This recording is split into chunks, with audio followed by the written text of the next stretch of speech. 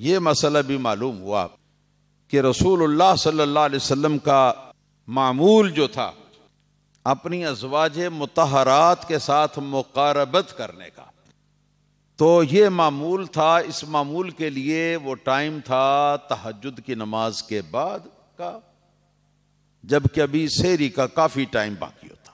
اس time میں مقاربت فرماتے.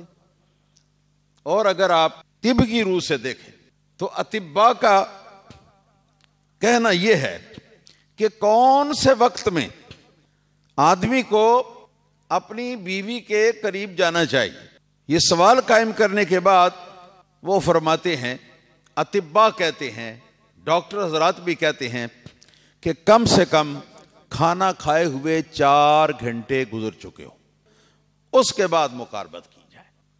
اور 4 گھنٹے اس کا مطلب یہ نہیں کہ 4 ایک حد ہے اس کی، بلکہ یہ حد ہے ابتدا سے، یعنی کم سے کم 4 گھنٹے، اور اگر زیادہ ہو جائیں تو اس کا کوئی حرج نہیں.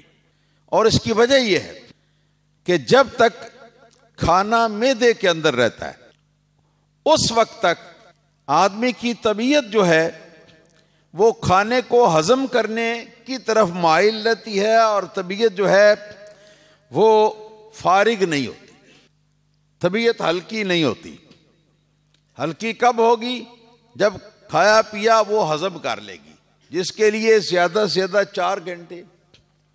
تو جب 4 گھنٹے گزر گئے تو اس کا مطلب ہے کہ آدمی کا وجود اب ہلکا پھلکا ہو گیا، کھانے کا بوجھ جو ہے وہ معدے سے گزر گیا، ختم ہو گیا. اس کے بعد اگر مقاربت کی جائے تو اطباء اور ڈاکٹر حضرات فرماتے ہیں کہ وہ بہترین وقت ہے اس کام کے لیے، اور اس میں یہ کام جو ہے یہ زیادہ بہترین طریقے سے انجام بھی ہوتا ہے، برخلاف اس کے کہ کھانا کھایا ادھر روسٹ بروسٹ، پیٹ بھرا جانوروں کی طرح، اور اس کے بعد جلد ہی مقاربت کے لیے چلے گئے.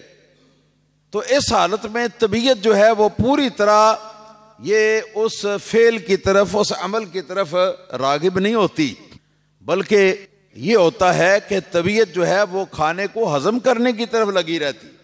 اب جب اس میں یہ عمل بھی شروع ہو جائے تو اب طبیعت کو بیک وقت 2 عمل جو ہیں ان کی طرف توجہ دینی پڑتی ہے. تو نہ وہ کھانے کے ہضم والا عمل صحیح طرح ہوتا ہے ادا، اور نہ دوسرا عمل صحیح طرح ادا ہوتا ہے. اس لیے کھانے کے فوراً بعد یہ نبی کریم صلی اللہ علیہ وسلم کی سنت بھی نہیں ہے، اور کھانے کے فوراً بعد یہ اطباء کا مشورہ بھی نہیں ہے. تو اب یہ نبی پاک صلی اللہ علیہ وسلم کی سنت ہے، اور سنت کا میں نے وقت آپ کو بتا دیا. یہ سب سے بہترین وقت ہے. آدمی کی طبیعت آرام کرنے کے بعد ہلکی پھلکی ہو جاتی ہے، کھانے کا بوجھ معدے کے اندر نہیں ہوتا، تو یہ بہت اچھا ٹائم ہے.